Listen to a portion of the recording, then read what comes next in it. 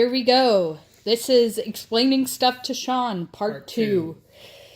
It is no longer 10:30 at night. It is 1:45, so we shouldn't be as tired this time. So that's good. Okay, and this time we're going to explain correlations. Okay. So the basic premise of a correlation is saying that two things are in a relationship. Yeah. Have a relationship. In one way or another. In one way or another. It never says, oh, this causes this, or this causes this, or there's a third variable in there that causes both of them. No, it doesn't say that. It just says it is. It is. It doesn't explain why it is. So then there's this thing called the correlation coefficient, which is the strength and direction of the correlation. Okay. So, there's positive 0.56. What does that mean? So, positive means that as one goes up, the other goes up. Okay. Or as one goes down, the other goes down. So it means that they're both heading the same direction. Yeah, at the same time. Negative correlations mean that... They go in the opposite direction. Yep, they go in the opposite direction. So, negative does not necessarily mean bad, and positive does not necessarily mean good. Okay. But then the 0.56, that's the strength of the correlation. Which means That's how correlated these two things are, how tight they are. And what's the maximum? 1. It's on a scale from 0 to 1. So it's like percentage. Yeah, it's kind of like that. It's actually just percentage in decimal form. Kind of, yeah. But it's the strength is 0.56. Not a very strong correlation. Would that mean that one would lag behind the other? Not necessarily, no. It just means so here I'm showing him some graphs right now. So this is a very strong positive correlation. They're in a line. They're both right in the same spot. Yeah. This is a very strong negative correlation. Okay. Again, this is and that is no correlation. So it's how scattered the plots are from each other between the two of them. Yep. Okay. It's how scattered they are.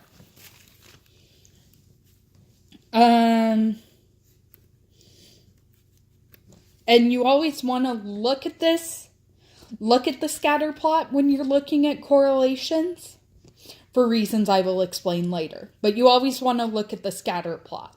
Okay. That's very important. If you see, the correlation coefficient is this, you want to look at the scatter plot. Okay.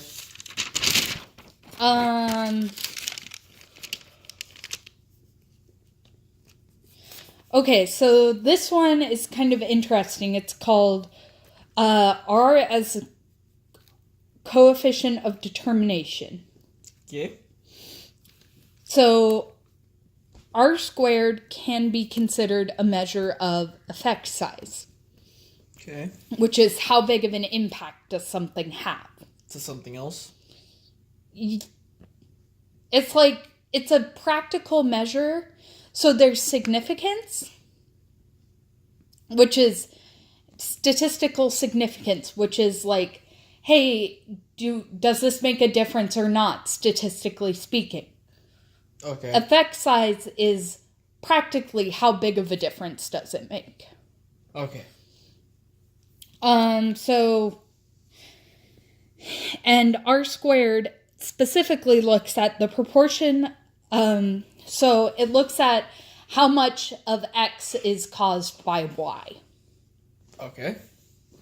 So how much, if you changed a law, how much would the crime go down because of it? Yeah, and how much would the crime go down because of other factors? Okay. It's how much is this one specific thing affecting this other thing? Okay. And that's used in experimental design. Okay. You can't use R squared to figure out correlation Well, actually you can, because it's just how much variability in X is due to its relationship with Y. Okay. So it's just like, if X varies, then Y varies, how much of that is due to it? And the formula for that is literally just R squared. Okay. So, and R is the correlation coefficient that we talked about earlier. Okay. So,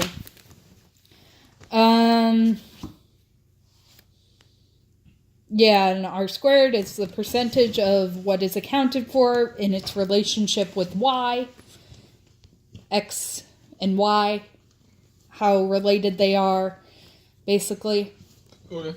and how much of that is caused by the relationship. Okay.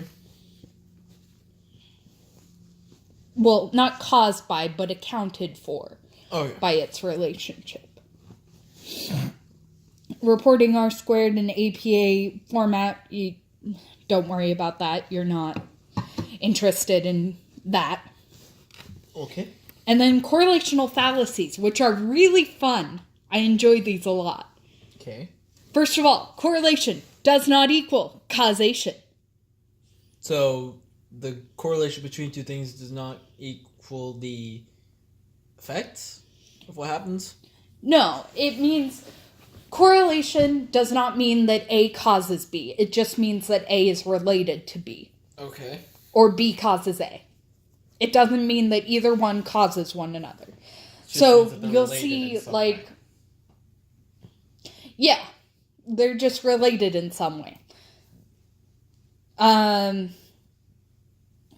So I'm trying to think of a good example that she didn't already use. Siblings? Well, kind of like, We're related, but we did not cause each other. yeah, kind of, yeah. But like people will say, oh, X causes Y, video games cause violence, Facebook causes depression, Instagram causes bullying. yeah, Instagram causes bullying, let's go with that. Okay. When actually it could be that bullying is, it's, the study could just say that bullying is linked to increased Instagram usage. Okay, I see that. Which means it could go either way, or there could be a third variable, which we'll get into in a second.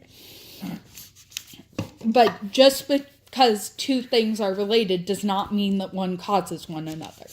Okay.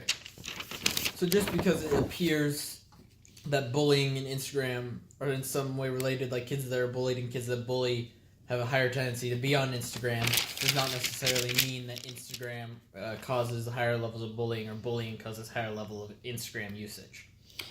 Yeah, there could be a third variable there. Okay. But there's also reverse or reciprocal correlations, which is just where you think, oh, Instagram usage causes bullying, and you make that claim. But actually, it's bullying that causes Instagram usage.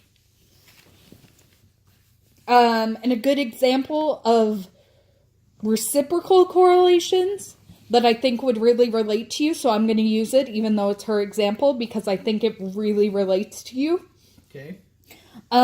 is video games and violence. Yes, this does relate to me. Yes, my brother is an avid video game player. So video games cause violence. That claim. But actually, research shows that the two are linked in sort of a reciprocal fashion. Video games can make people act more violently. There's research to show that. But there's also research that shows that violent people tend to pick out video games more violent video games. So it's kind of this cycle. Huh. It's the circle.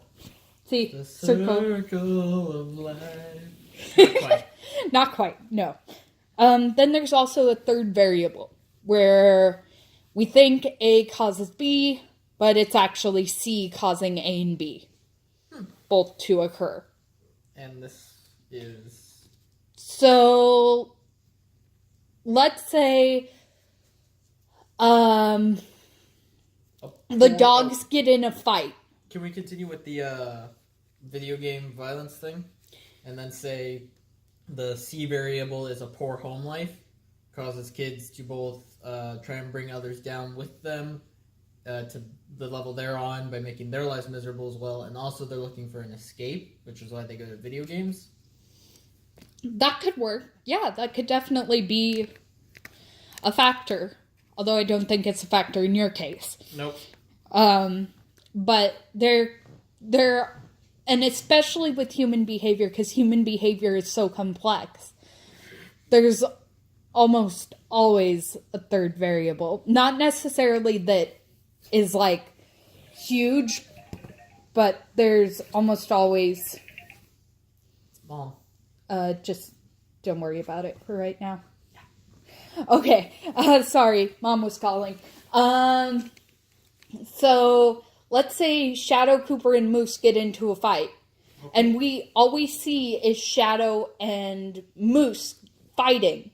But Cooper started. But it was really Cooper that started the fight. So, Cooper is causing the fight, but we just think that one caused the other to fight. Probably Moose, because Moose has an attitude issue. Grumpy butt. Just ring a bell at him. And then there's also spurious correlations, which are really fun. Okay, this keeps getting more and more fun. Oh, Mom's calling me. Spurious correlations. No, because we're almost done. Okay. Spurious correlations are like, weird things that just so happen to correlate, like per capita consumption of margarine and marriage rates, divorce rates in Maine. Okay. Those things correlate, even though they have nothing to do with one another. See. There's a website that you can go on called Spurious Correlations. That's really funny to look at. Seems very ridiculous. Yes, they are. They're very ridiculous examples. And they correlate really well. So that just goes to show you that correlation does not equal causation. Yeah. Also, can you text Mom right now? Yeah. Tell her and I'll keep talking to you. And so spurious correlations also are where we perceive a relationship, but there isn't a relationship. Okay. So, like, Dad wearing his baby Spam jersey every football game doesn't really have any correlation, but he might perceive it as having a correlation. So, like, somebody's lucky sock. Yes. It doesn't necessarily mean that they actually have more luck. They just perceive it does. Yeah. Okay. And that goes into availability heuristics, where it's kind of like, oh, this fits my model of belief, so I'm going to take it. So, like, you lose and you didn't have your lucky sock. And you're going to take that as... And you're going to remember that. But you don't remember all the times that you lost your lucky sock and won. Or every time you lost with the lucky sock. Yep. And then applications of correlations. So, although all of these stipulations apply, there are applications of correlations. One is to predict. Even though we don't know if A causes B or B causes A, we can still predict one variable by what the other variable is doing if we know they have a relationship. Okay. Especially if it's not a spurious correlation. Because spurious correlations, they don't really have any meaningful relationship. Okay. And then it also helps testing reliability and validity. Okay. So reliability evaluates consistency, like, are you hitting the same spot every time? Okay. Okay. Like, on a scale, does the scale weigh you at 150 pounds every time? Or around that? Or does it wildly change? Yeah, does it go from 90 to 250? And that can help us establish reliability in tests. So test retest. You're looking at, does this,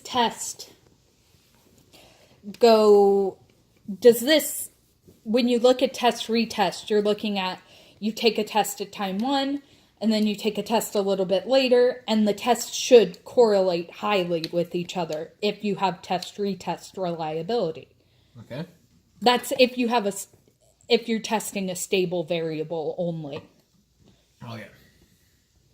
And then you have internal consistency, which is where if you're doing a test about video games, I like video games, I love video games are the best, those answers should all correlate highly with each other. Okay.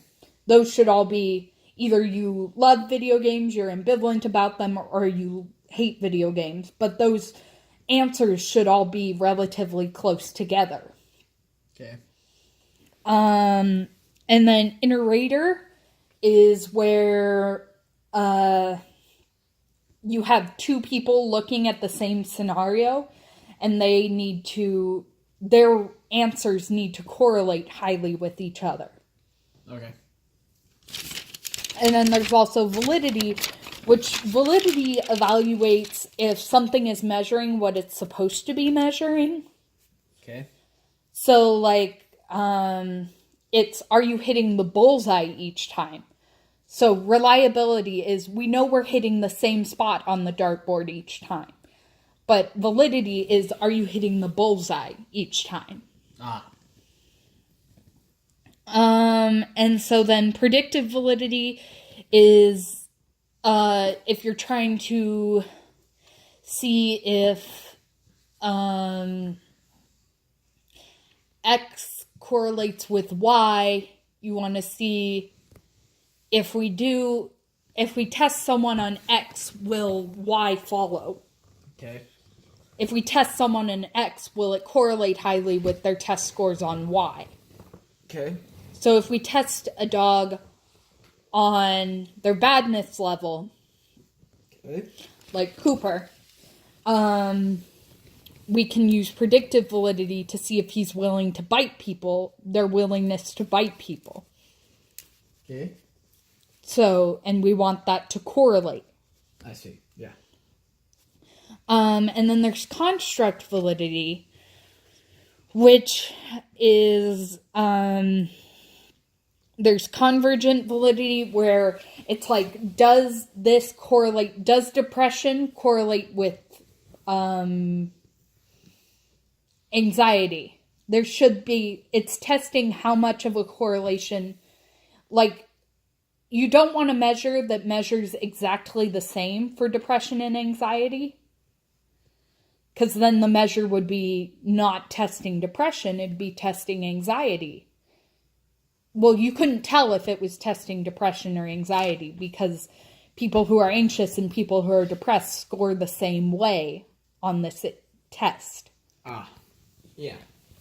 And discriminant validity is basically the opposite, where it's like, do these people score differently where they're supposed to score differently? Okay.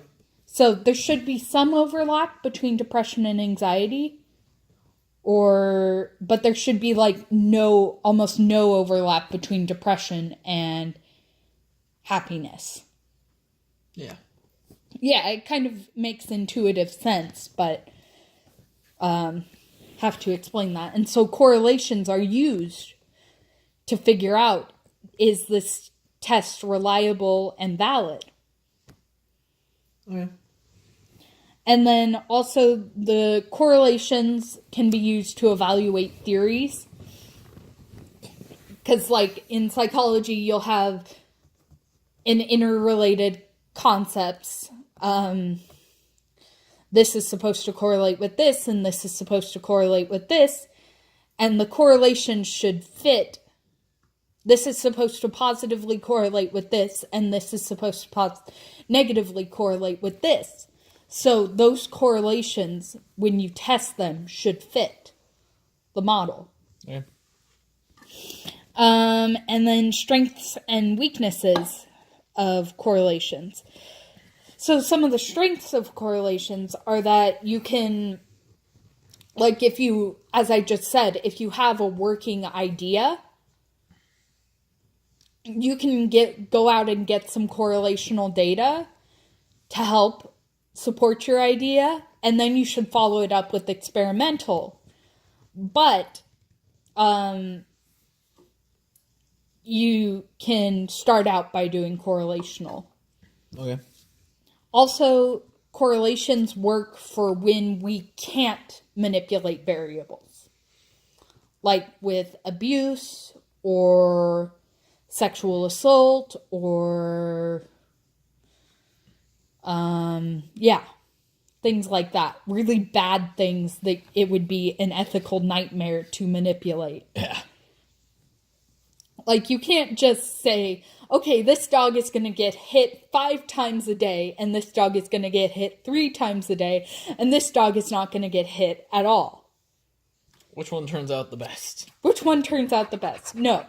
So you use correlational data. And so when I did that project on spanking and outcomes for children, that was all based on correlational data. Okay. So could all of these bad outcomes be caused by spanking, or could these bad outcomes cause parents to be more likely to spank? We're not sure, but at the same time, we know that nothing really good comes out of spanking. Okay. So it's just kind of like, hey, just to be on the safe side, don't hit your kids. And then weaknesses is that it can't establish cause and effect. Okay. As you already know. Correlation does not equal causation, sadly. And then you get correlational fallacies. Yep. So some other considerations is the sample we use.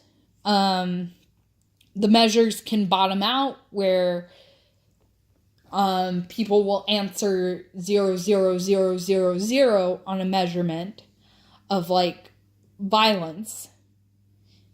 And so a lot of people who play video games don't do any violent acts. So they're going to answer 0.0000 when in fact they still have some violent tendencies. They just don't do violent acts. And then another consideration, which is why, remember earlier how I said you had to look at the graph, the scatter plot? That's because of outliers. Because especially if you have a small sample size, outliers can really affect your correlation. Yeah. Like even more so than an experimental design. Because you can go from a correlation of like negative 0.8 with a few data points right here, and then you can have one up here, and that'll turn your correlation into positive 0.85. Okay. Yeah. So, and that's it. Thank you for listening.